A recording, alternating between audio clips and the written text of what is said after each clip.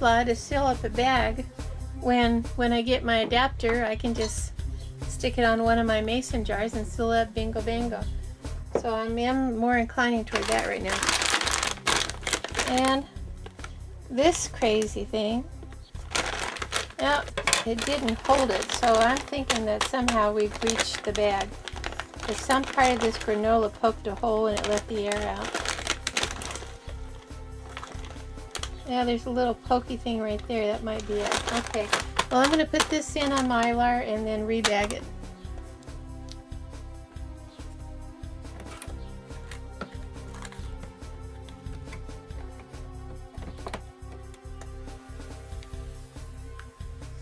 Now, someone had mentioned on a group I was reading about sealing food, and they said if you have pokey food like green beans or like this granola poked through, they said to maybe put a piece of paper towel over the food to protect, put a layer between the food and the bag. That's probably a good idea. This one bag, that little bag, is an entire can, 42-ounce can of the Quaker Oats. I'm going to be able to fit that in my buckets a lot easier. Now here's the bucket that I had loosely stored some white rice. Okay, no big deal, pretty typical stuff. I had 4 Ziploc bags of the freezer size in there of rice. I crammed them all in. I had them all fitting. Now I've vacuumed the bags, and I can't get all 4 to fit again. They will not, and I've got another whole one to go in there that used to fit because they're all condensed down. So I got to figure out a different way of packing these. They're not fitting like they used to. Okay, here's another bucket. I just opened it up. This is how the rice is fitting without being vacuum packed. My goal is to make it fit back in here. So somehow I need to shape the bags so that after they're vacuum packed, they still were fit. I'm going to find a little box or something, maybe make a form. Well, here's what I did with my rice bagging problem. I couldn't get all the rice back in there that I wanted to put in there, so what I did instead was I put accompaniments to rice. I have some homemade dehydrated chili with beans here.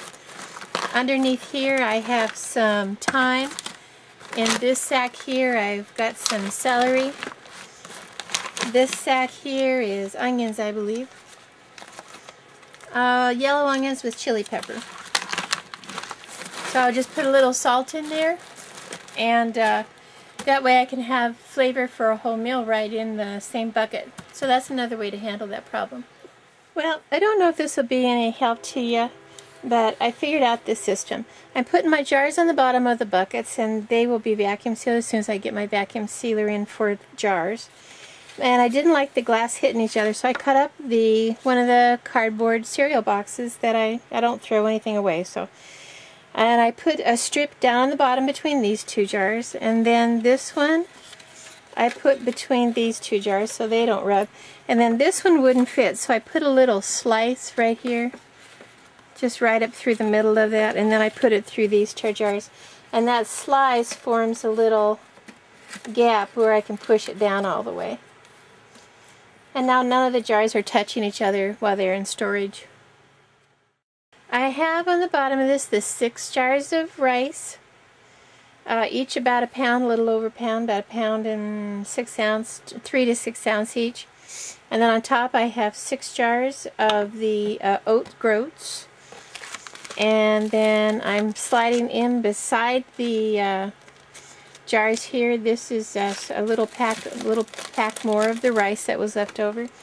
And then here is a little pack of dried corn and some salt to go with some vegetable, add a little vegetable to it. Now that will all fit in that jug. That's pretty good. And actually I have a little room down on the corners for more stuff. If I wanted to stuff little spices and things down in here, I'd still have room in that bucket for that. So this is working out pretty good. You just have to figure out a way that works for you.